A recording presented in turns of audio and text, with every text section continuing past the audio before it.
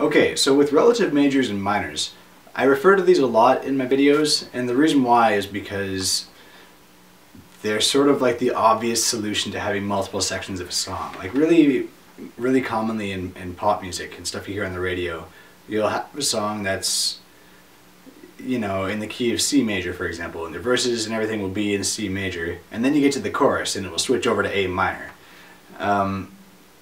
The reason that happens so frequently, and that's just one example, like you could also go from like D major to B minor, or G major to E minor, or vice versa, E minor to G major, something like that. The reason that happens so frequently is because it sounds like a new thing is happening, like there's a new section to the song and it makes it a little more interesting. But in actuality, the reason that there are these relative keys that are so often linked together is because they have the same key signature. Or in other words, they have the same sharps and flats. So, to give you an example of that, if I were to play a G major scale, which is this, the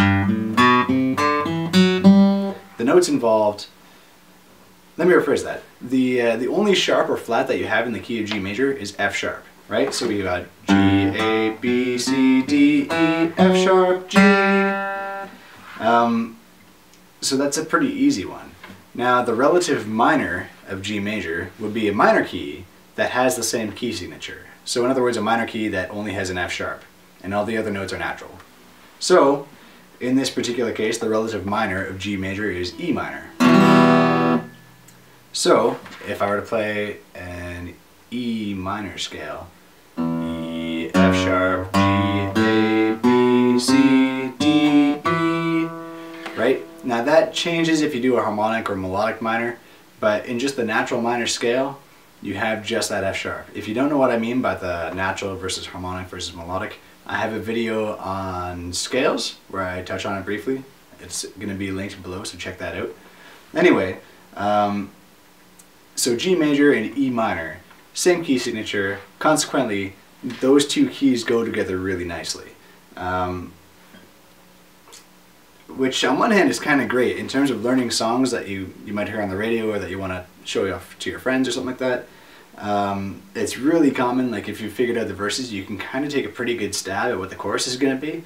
It's either going to be the same chords or it's going to be some variation using the relative minor or relative key. Again, not always, but that's super common. I guess I'll give you one more example. If you just look at C major, C major doesn't have any sharps or flats in it. So you've got C, D, E, F, G, A, B, C. The relative minor of C major is A minor. So A, B, C, D, E, F, G, A. Now, you might be thinking, okay, that's all well and good, but how are you supposed to figure out what the relative minor is without going and playing the scale and doing all this? It's going to take ages. Well, it's not going to take ages. There's a simple trick you can do. Basically, your relative majors and minors are always just a minor third apart. If you don't care what that means, then here's an easier way to remember it. It's just 3 frets apart. So, say I have C, and I know that's my major one, then the relative minor is going to be 3 frets below that. So 1, 2, 3, and I've arrived at A. I go, oh, alright, the relative minor of C major is A minor.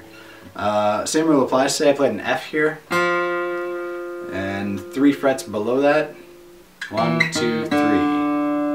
Okay, so the relative minor of F major is D minor. And it can go the other way too. So let's say I had an A, let's say I was playing a song in B minor. So I've got B, which is 7th fret on the E string. So B, go up 3 frets. 1, 2, 3. Now I know that the relative major of B minor is D major, right? So B, C, C sharp, D. Or D can also be played here. Alright, so that's how you know your relative majors and minors. That's all there is to it. And you